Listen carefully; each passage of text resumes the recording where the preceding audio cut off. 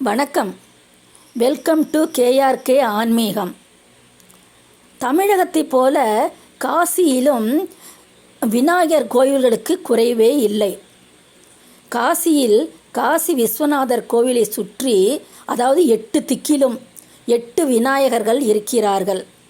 இந்த 8 விநாயகர்களுமே வழிபாட்டுக்கு உரியவர்கள்தான் என்றாலும், இவர்களில் டுண்டிராஜர் என்ற விநாயகர் மிகவும் பிரசித்தி பெற்றவர். காசி செல்பவர்கள் இந்த டுண்டிராஜரை வணங்கிவிட்டுதான் காசி விஸ்வநாதர் கோவிலுக்கு சென்றாலே காசி விஸ்வநாதரின் பரிபூரண அருள் நமக்கு கிடைக்கும். இதுக்கு என்ன காரணம்னா, காசி விஸ்வநாதரே இந்த டுண்டிராஜரை வணங்கி எப்போதுமே உன் அருள் எனக்கு கிடைக்கணுன்ட்டு சதா சர்வகாலமும் அந்த விநாயகரை வேண்டி நிற்கிறாராம். அவருடைய அருளுக்காக வேண்டி நிற்கிறாராம்.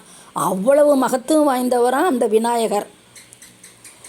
இந்த கோவில் எங்கே இருக்குன்னா, காசி விஸ்வநாதர் கோவிலுக்கும் அன்னபூரணி கோவிலுக்கும் போகிற வழியில் இவர் இருப்பதால் இந்த தெருவையே என்ன அழைக்கிறாங்கன்னா, டுண்டிராஜ கலி என்று இந்த தெரு அழைக்கப்படுகிறது. பக்தர்கள் இந்த விநாயகரை டுண்டி விநாயகர் என்று செல்லமாக அழைக்கிறார்கள்.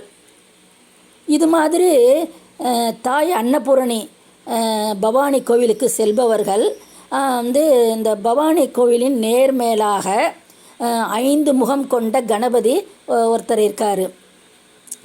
இந்த 5 முகம் கொண்ட கணபதியை வணங்கிவிட்டு தான் தாய் அன்னபூரணியை வணங்கணும்.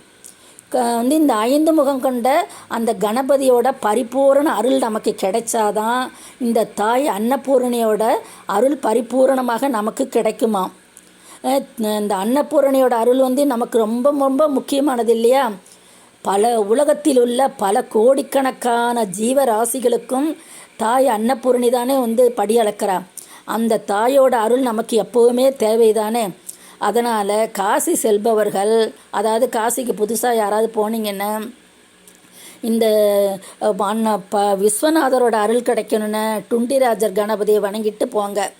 அதே மாதிரி அன்னபூரணி கோவிலுக்கு போகிறவங்க அந்த 5 முகம் கொண்ட விநாயகரை வழிபட்டுட்டு போங்க. அப்போ தான் விஸ்வநாதரோட அருளும் கிடைக்கும், தாய் அன்னபூரணியோட அருளும் நமக்கு கிடைக்கும். இந்த 2 விநாயகரையோட அருள் நமக்கு கிடைச்சிருச்சுன்னா நமக்கும் வாழ்க்கையில் எல்லாமே சுலபமாக கிடைக்கும். அதனால் இந்த 2 விநாயகரையும் நாமளும் எப்போவும் மறக்காமல் வழிபடுவோம். ஓம் டுண்டிராஜ விநாயகா போற்றி. பிடிச்சிருந்தால் லைக் பண்ணுங்கள், ஷேர் பண்ணுங்கள், கமெண்ட் பண்ணுங்கள்.